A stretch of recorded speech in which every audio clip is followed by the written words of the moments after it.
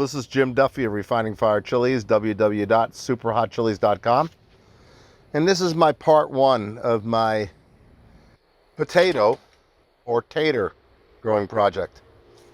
Now, if you want your seed potatoes to sprout first before planting them, you'll have a shorter growing season, which means you'll get earlier harvest. I should just say early harvest season. So I ordered these blue seed potatoes, organic seed potatoes online. I ordered some red ones too. And videos I've seen show you putting them in egg cartons, pointing the side up that looks like it's going to bud. Well, I don't have any egg cartons laying around. So I took some 2.5 by 2.5 by 3-inch deep pots from Greenhouse Megastore, and I put a little bit of soil mix in the bottom.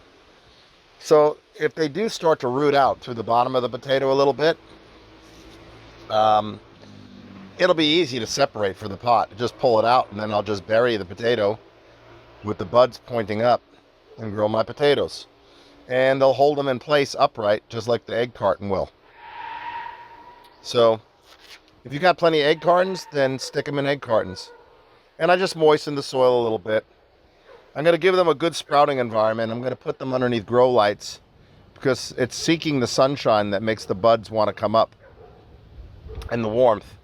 So I'm going to put them underneath grow lights. So I'm just going to you can see this seed potato here. I'll turn around, and it's kind of hard to see with the sunshine, but there's some little nubs right there wanting to come up. So what I'll do is I'll just place that seed potato like that. You can see the little nubs on it. So that's what I'll do with all of them. Whatever ones have little nubs on them, and that's the side I'll put pointing up. And then when the sprouts get about 1/4 inch, 3/8 long, you don't want long, skinny, spaghetti looking sprouts because they'll just break off and then nothing will grow. So you want to have nice, fat, little nubby ones about 1/4 inch to 3/8, and then go ahead and plant them. And you can put some soil on top of those, and then you'll start getting potatoes. So take you on this journey with me. These are blue potatoes. I've got Yukon Gold already in some pots, and I also have some red potatoes, seed potatoes on the way. One of the reasons you don't want to try to get potatoes from the grocery store, unless they're organic, they spray a sprout inhibitor on it, and the sprout inhibitor, keeps them from sprouting buds, so they stay nice and pretty in the grocery store. When you buy organic, they won't spray that sprout inhibitor chemical on your things.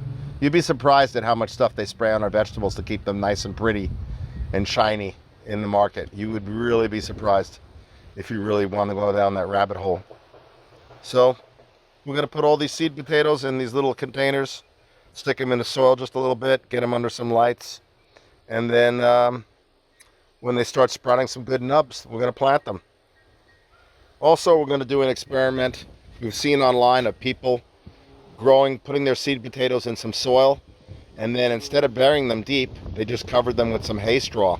So here's some wheat straw bales I just had delivered from Ace Hardware. We're going to try that experiment as well. So we're probably going to end up with a couple 100 pounds of potatoes, but that's okay. I'll process them, and I'll give away to neighbors and friends. And then next year I'll know how many to grow for myself personally.